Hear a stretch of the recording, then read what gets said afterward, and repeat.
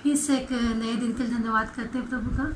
ये प्रभु ने दिया आज का दिन और हम सब लोग मिल करके प्रभु की महिमा करने पाएंगे।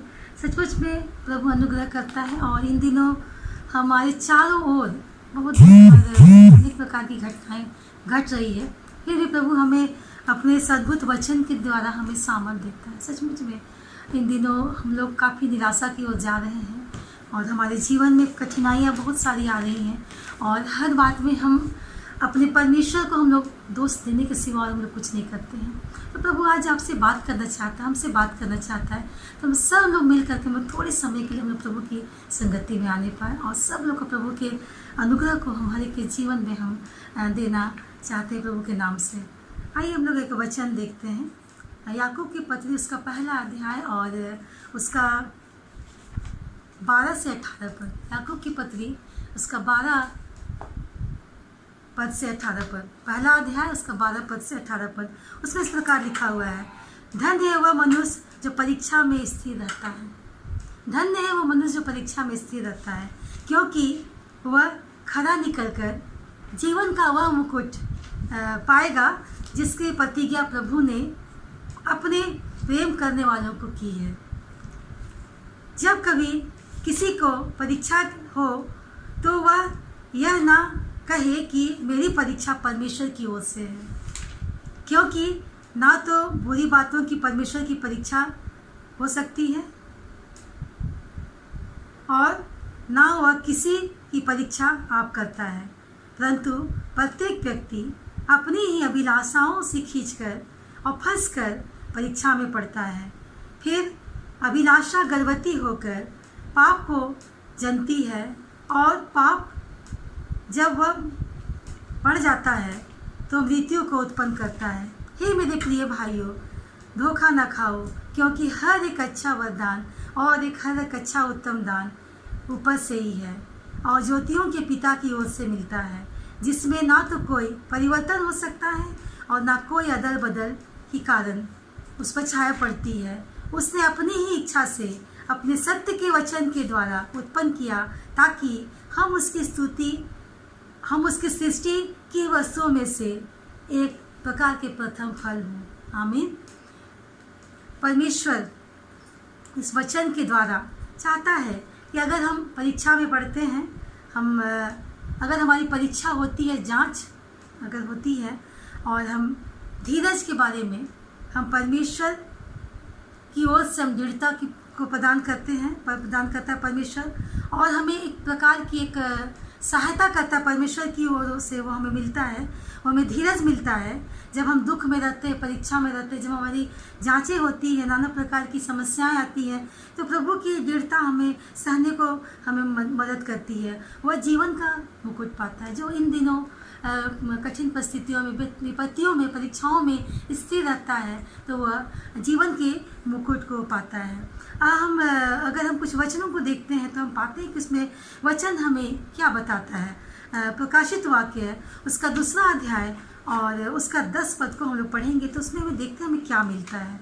प्रकाशित वाक्य 2 अध्याय उसका 10 पद।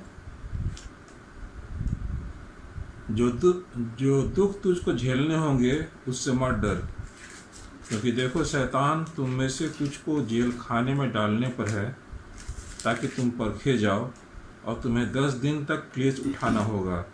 प्राण देने तक विश्वासी रह तो मैं तुझे जीवन का मुकुट दूंगा। आमीन। परमेश्वर का वचन हमें बता रहा है ऐसी जीवन की प्रतिज्ञा हमसे किया गया है। हमारा परमेश्वर ऐसे जीवन की प्रतिज्ञा हमसे किया है और जो उनसे प्रेम रखते हैं, जी हाँ, जो उनसे प्रेम रखते हैं उनके परमेश्वर के लिए उनका प्रेम विश्वास की परीक्षाओं से गुजर कर आत्मविश्वास में उसमें जो बने रहते हैं, उसके बारे में परमेश्वर का वचन हमें बताता है कि हम उस जीवन के मुकुट को पाते हैं जो परमेश्वर ने हमें देने का वायदा किया है। जैसा वचन हम लोग पढ़े है ना, अद्भुत रूप से कि हमारे जीवन में कुछ भी परिस्थितियाँ आ सकती है, कठिन से कठिन परिस्थितियाँ आ सकती है, लेकिन परमेश्वर का वचन हमें कहता है कि जो धीरज रखेंगे, जो परमेश्वर के प्रेम बने रहेंगे, उन्हें वह जीवन का मुकुट देता है। हम पहला यूहन्ना और उसका 4 अध्याय का 8 पद में देखते हैं तो परमेश्वर हमसे क्या बात करता है। पहला यूहन्ना और उसका 4 अध्याय उसका 8 पद। जो प्रेम नहीं रखता वह परमेश्वर को नहीं जानता, क्योंकि परमेश्वर प्रेम है। आमीन। जी हाँ, परमेश्वर को जानने के लिए हमको परमेश्वर से प्रेम रखने की आवश्यकता है। जी हाँ, तभी हम परमेश्वर को जान सकते हैं। और चूँकि परमेश्वर हमसे प्रेम करता है, जी हाँ, तो हमको परमेश्वर को जानने के लिए, उसको महसूस करने के लिए हमें प्रभु से प्रेम करने की आवश्यकता है। ये वचन हमें बताती है। हम इसी का पहला यूहन्ना का ही अगर पहला अध्याय का हम 6 से 8 पद हम पढ़ते हैं तो उसमें हमें क्या मिलता है, हम देखते हैं। जो कोई यह कहता है कि मैं उसमें बना रहता हूँ, जी, उसे चाहिए कि आप भी वैसा ही चलें जैसा वह चलता था। जी हाँ, हे प्रियो, मैं तुम्हें कोई नई आज्ञा नहीं लिखता, जी, पर वही पुरानी आज्ञा जो आरंभ से तुम्हें मिली है। यह पुरानी आज्ञा वह वचन है जिसे तुमने सुना है। जी, फिर भी मैं तुम्हें नई आज्ञा लिखता हूँ, जी, और यह उसमें और तुम में सच्ची ठहरती है, क्योंकि अंधकार मिटता जाता है और सत्य की ज्योति अब चमकने लगी है। आमीन।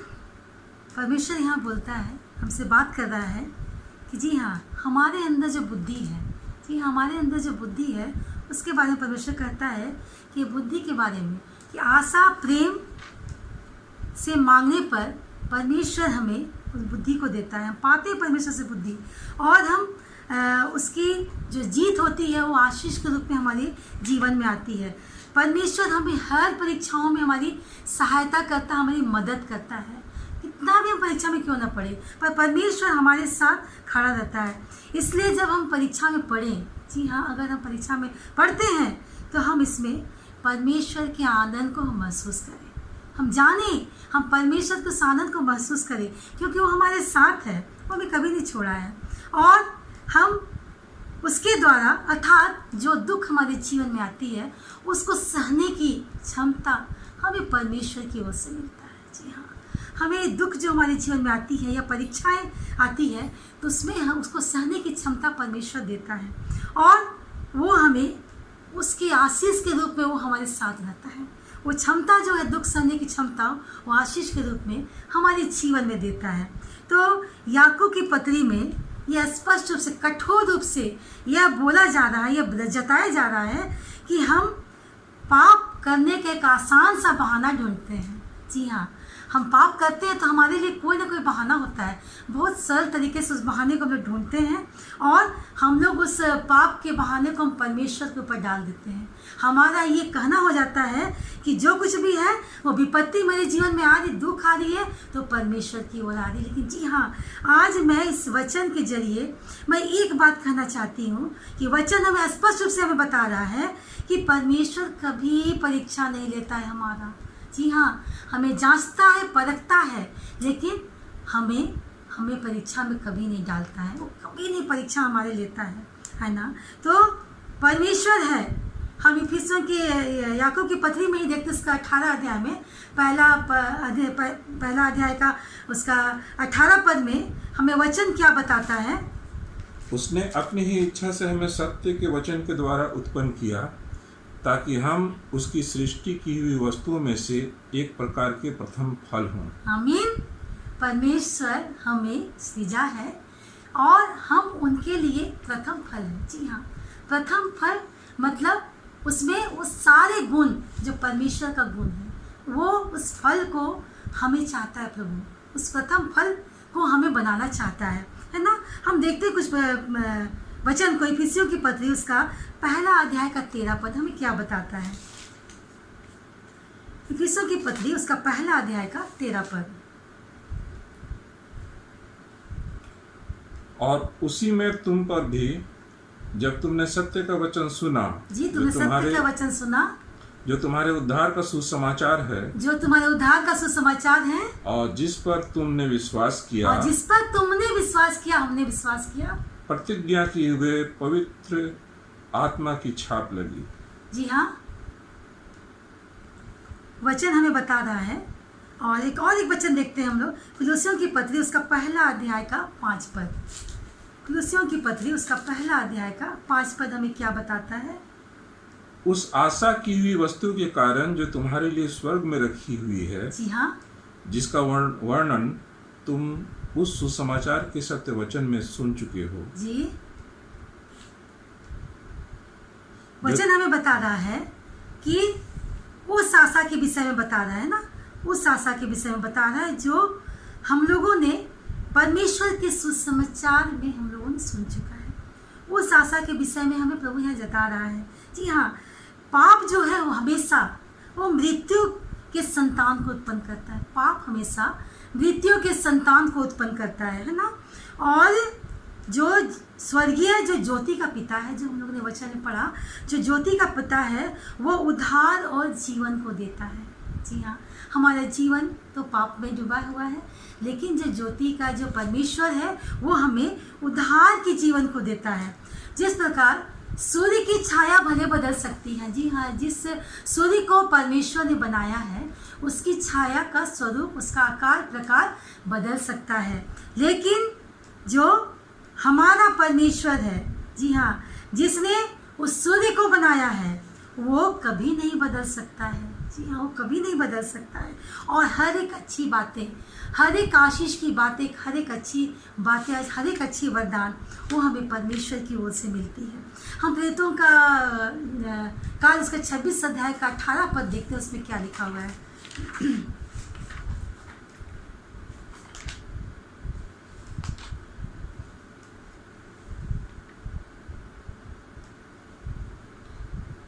कि तू अपनी आंखें खोले कि वे अंधकार से ज्योति की ओर और शैतान के अधिकार से परमेश्वर की ओर फिरें, कि पापों की क्षमा और उन लोगों के साथ जो मुझ पर विश्वास करने से पवित्र किए गए हैं मिराज पाएं। आमीन। परमेश्वर का वचन हमें कह रहा है अपनी आंखों को खोल। परमेश्वर का वचन हमें बता रहा है कि अपनी आंखों को खोलो और हमें किस प्रकार हमें ज्योति की संतान होने का परमेश्वर ने अधिकार दिया है। जी हाँ, सचमुच में प्रभु अद्भुत है और परमेश्वर का ये वायदा है कि उन्होंने हमें वो प्रथम फल बनाने के लिए हमें इस संसार में भेजा है। हम एक और वचन पढ़ते, दूसरा तीमोथी उसका दूसरे अध्याय का 15 पद, वचन हमें क्या बताता है? दूसरा तीमोथी उसका दूसरा अध्याय उसका 15 पद। अपने आप को परमेश्वर का ग्रहण योग्य और ऐसा काम करने वाला ठहराने का प्रयत्न कर, जो लज्जित होने न पाए और जो सत्य के वचन को ठीक रीति से काम में लाता हो। आमीन।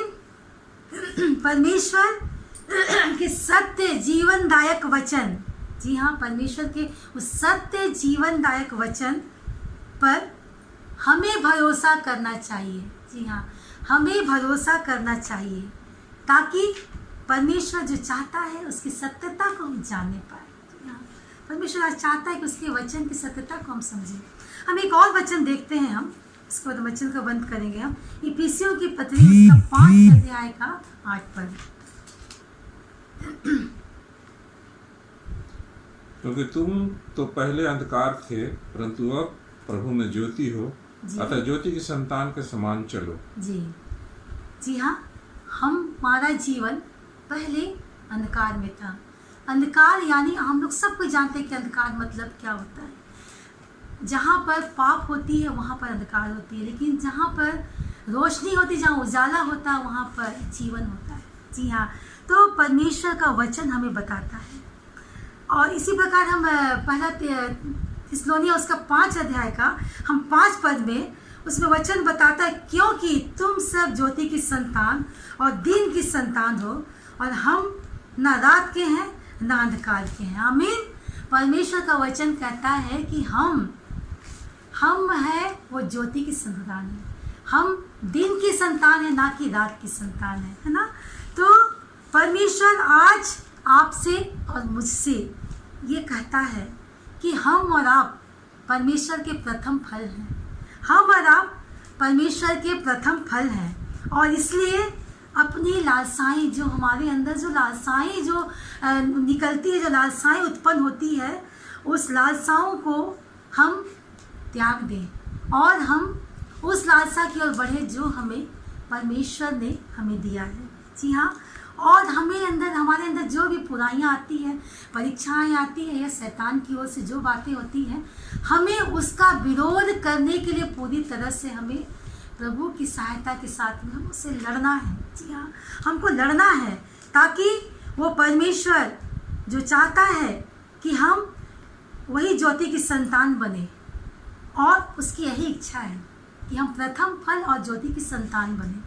वो परमेश्वर की इच्छा है। जी हाँ, आइए आज हम परमेश्वर की शिक्षा को हम पूरे सम्मान के साथ अपने हृदय में ग्रहण करें और देखें कि प्रभु कितना भला है, कितना अद्भुत है। वो जो बात बोलता है सो बोलता, उसमें कोई भी असत्यता नहीं होती, बल्कि सारी बातें सत्यता की ओर ले चलती है। प्रभु धन्यवाद इस सुंदर वचन के लिए प्रभु की हर बातें तेरे लिए प्रभु जी महिमा का कारण बनने पाए। आमीन। आइए हम दुआ करते हैं। धन्यवाद पिता परमेश्वर। हाँ प्रभु जी, हमारे अंदर जो लालसाएं हैं प्रभु जी, जितने लोग प्रभु जी आज इस लाइव प्रसारण से भी जुड़े हैं प्रभु जी, इस वीडियो से जुड़े जितने लोग देख रहे हैं पिता परमेश्वर, वो प्रभु जी सब के संग बोले प्रभु जी कि उनके अंदर जितनी भी शारीरिक लालसाएं होती, सांसारिक लालसाएं होती प्रभु जी, सबको पिता परमेश्वर तेरी सहायता के द्वारा प्रभु जी उससे प्रलोभन को प्रभु जी लड़ने के लिए प्रभु जी आगे बढ़ने पाए पिता परमेश्वर, ताकि प्रभु जी वो हर शैतान की बुरी युक्ति से बचने जाए। और हाँ प्रभु, तो आज तेरा वचन हमें स्पष्ट रूप से बताया कि जितनी भी परीक्षाएं हमारे अंदर आती है, हमारे जीवन में होती है, वो सब कुछ तेरी ओर से नहीं होती है, क्योंकि तू कभी नहीं चाहता है कि हम उस बुरी और कठिनाई की परिस्थिति में फंसे, क्योंकि हमारा जीवन है वो दिन का जीवन है, ना कि अंधकार का जीवन है। और तूने हमें बनाया है कि हम तेरे उस प्रथम फल होने के सहभागी होने पाए और हम ज्योति की संतान बने, ना कि अंधकार की शैतान बने। हाँ प्रभु जी, हर एक लोगों को देखने वालों के जीवन में प्रभु जी ये वचन कार्य करने पाए प्रभु जी, हर लोग प्रभु जी ज्योति की संतान बनने के लिए अपने आप को समर्पित करने पाए। धन्यवाद ईश्वर सुंदर समय के लिए प्रभु जी, इस पूरे समय को, इस रात्रि को तेरे हाथों में सौंपते प्रभु जी। दूतों का बाड़ा बांध हमारे इर्द गिर्द जितने भी समस्याएं प्रभु जी, सबका तू प्रभु जी समाधान कर पिता परमेश्वर, और हर एक दुख और समस्याओं से हमें बचाने की मीठी नींद देना प्रभु जी, ताकि कल को प्रभु जी फिर से हम नए दिन में नई बातों को लेकर के तेरी महिमा को कर सकें। धन्यवाद करते, तूने प्रार्थना को सुना है, प्रार्थना प्रभु के नाम से मांगते, आमीन।